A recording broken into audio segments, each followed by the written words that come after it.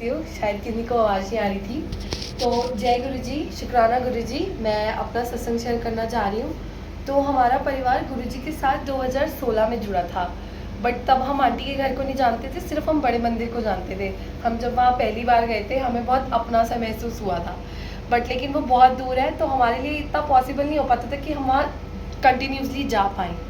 फिर हम लोगों को 1-1.5 साल हो गया, हम नहीं जा पाए।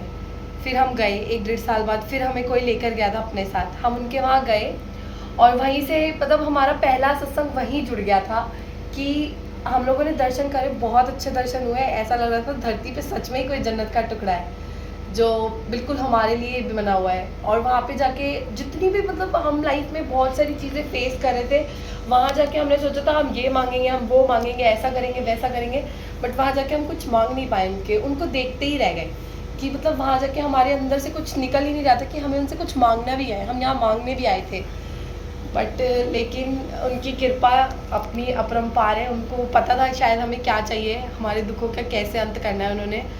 तो वहाँ पे हम जब ब्लेसिंग मिलती है वहाँ पे, तो हम लोग निकल रहे थे, मेरे मम्मा लाइन में लगे हुए थे कि बहुत लंबी लाइन थी। मैंने कहा मम्मी नहीं मिलेगा, सब लोग लाइन में है, हमें नहीं मिलेगा। तो मम्मी कहती नहीं मैं लग जाती हूँ।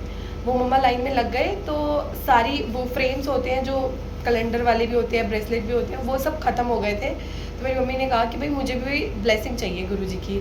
तो उन्होंने मेरी मम्मी को गुरु जी का ना गाड़ी का जो स्टिकर होता है वो दे दिया, बट हमारे पास तो बाइक भी नहीं थी, गाड़ी तो दूर की बात है। बट लेकिन मेरी मम्मी ने उन्हें मना किया कि नहीं मुझे गाड़ी का स्टिकर नहीं चाहिए, आप मुझे कोई और ब्लेसिंग दे दो जो मैं अपने घर में लगा सकूँ। तो उन्होंने कहा नहीं आंटी, ये आपकी ब्लेसिंग है, ये उनकी इजाज़त से, उनके हुक्म से ही आपको मिली है, तो आप इसे वापस नहीं करो। क्योंकि हमें इतना पता नहीं था कि जो मिलता है रख लेना चाहिए, क्योंकि वो उनकी रज़ा से ही मिलता है। तो हमने मतलब मम्मी ने जब उन्हें वापस कहा तो उन्होंने कहा नहीं आपके पास अपने आप गाड़ी आ जाएगी। और सच में मुझे नहीं पता कि हमने कभी इमेजिन भी नहीं किया था कि हमारी खुद की गाड़ी बन सकती है। तो विद इन 1 ईयर हमारी खुद के फोर्स टेम्पू जो ट्रैवलर होता है 20 सीटर वाला, वो बन गया। वो हमें भी नहीं पता वो कैसे बना था, कहाँ से बना था, वो बन गया। फिर दोबारा हम नाशुक्रे हो गए शायद, हाँ बिल्कुल हो गए थे। हम लोगों ने फिर दोबारा मतलब इनको छोड़ दिया, गए ही नहीं हम इनसे मिलने वापस से। और 1-1.5 साल फिर भी दिया, हम इनसे मिले ही नहीं, बिल्कुल नहीं मिले।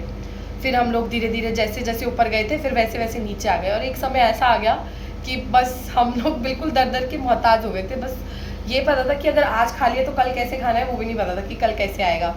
बट फिर भी कहते ना कि इन्होंने हमारा हाथ पकड़ा था तो ये छोड़ेंगे तो नहीं। हम इन्हें भूल सकते हैं बट ये हमें नहीं कभी भूल सकते। एक आंटी है मेरी मासी जी का यहाँ पे घर है, वो आंटी जी इन आंटी के बुलबुल आंटी के यहाँ पे घर पे आते थे सत्संग में। हमें पता नहीं था यहाँ पे अमृत वेला होता है। तो उन आंटी ने मेरी मम्मी को कहा कि मेरी मम्मी मतलब उनके आगे रो रही थी, वो उन्हें किराए पे घर देने के लिए। तो मेरी मम्मी कह रही कि पता नहीं ये कैसे क्या हो रहा है, सब खराब हो रहा है, मुझे समझ नहीं आ रहा कहाँ जाऊँ कैसे जाऊँ। तो फिर मेरी मम्मा को उन्होंने बताया कि ऐसे ऐसे अमृत वेला होता है, तो एक बार चल तुझे अच्छा लगेगा। तो मेरी मम्मी आ गई, मेरी मम्मी आई, मेरी मम्मी को बहुत अच्छा लगा, बहुत ज़्यादा अच्छा लगा। मतलब ऐसा लगा कि हाँ सच में कि हाँ भगवान का वास है, आपको मिलते हैं आपके सवालों के जवाब। मेरी मम्मी आई, मम्मी ने हमें बताया कि ऐसे ऐसे आंटी का घर है जहाँ पे आंटी जी रोज़ अमृत वेला करती हैं, तुम भी चलोगी। बट इतना वो था कि उस टाइम पे ना हम लोग खुद के पास इतने पैसे नहीं थे कि हम रोज़ खुद आ सकें। उन आंटी का भी शुक्राना है, शायद गुरुजी ने उन्हें हमारा फरिश्ता बना के भेजा था कि वो आंटी, हम 3 ऑटो में आ सकते थे। तो एक दिन मेरी बहन, एक दिन मैं और एक दिन मेरी मम्मी, हम तीनों ऐसे बारी बारी करके अमृत वेले में आते थे। और हम लोग सच में अमृत वेले से जुड़ गए। तो आंटी कहती हैं कि अमृत वेला करोगे तो आपको सब कुछ मिल जाएगा, सब कुछ, इवन जो तुमने कभी सोचा भी नहीं होगा वो मिल जाएगा। और ये सच्ची बात है। आज हम आंटी के साथ शायद 3 साल हो गए हमें आंटी के घर आते हुए। और अब मैं अपने आप को अगर पुरानी लाइफ में देखूँ तो मैं कभी इमेजिन नहीं कर सकती कि मैं भी वही लड़की हूँ जो यहाँ पे आके एक कोने में बैठ जाती थी और अमृत वेला करती थी। और कुछ था नहीं कि हाँ यार कि हम भी कभी ऐसी लाइफ देख सकते हैं अपनी, कभी भी नहीं सोचा था। और अब हम आंटी के घर को अपना घर समझते रहते हैं, इधर उधर तितलियों की तरह घूमते रहते हैं। बट हाँ ये इन्हीं की देन है। और सही बात है कि एक कहते हैं ना टीचर होता है हर किसी की लाइफ में, तो ये तो है ही सबके प्रिंसिपल। बट हमारी लाइफ में एक टीचर है जिन्होंने हमें अमृत वेले से जोड़ा।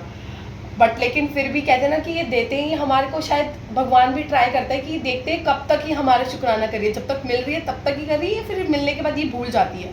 फिर दोबारा यही हुआ, हम 1 साल हम लोगों ने बहुत अच्छे से अमृत वेला किया, हम आगे बढ़े, बहुत बढ़े, बहुत ज़्यादा ही बढ़े। मतलब अब हम अगर खुद को देखें पुरानी लाइफ में तो हम इमेजिन भी नहीं कर सकते कि हम वही बच्चे हैं जो वो थे।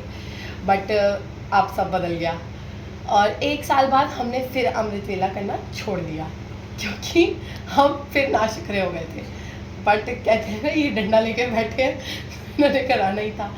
बट फिर हम लोगों ने दोबारा से अमृत वेला करना छोड़ दिया और थोड़े टाइम बाद हमें एहसास हुआ कि हम गलत ट्रैक पे जा रहे हैं। बट फिर दोबारा हम ठीक हुए और अब हम ऐसे जुड़े कि अब हम छोड़ नहीं सकते। अब वो हमारी ना रग रग के अंदर समा गया है अमृत वेला। रोज़ रात को भी करना है अमृत वेला 12 बजे के बाद और सुबह भी करना है। एक सत्संग ये भी है कि हम लोग जो इन बिटवीन टाइम था, हम गुरुजी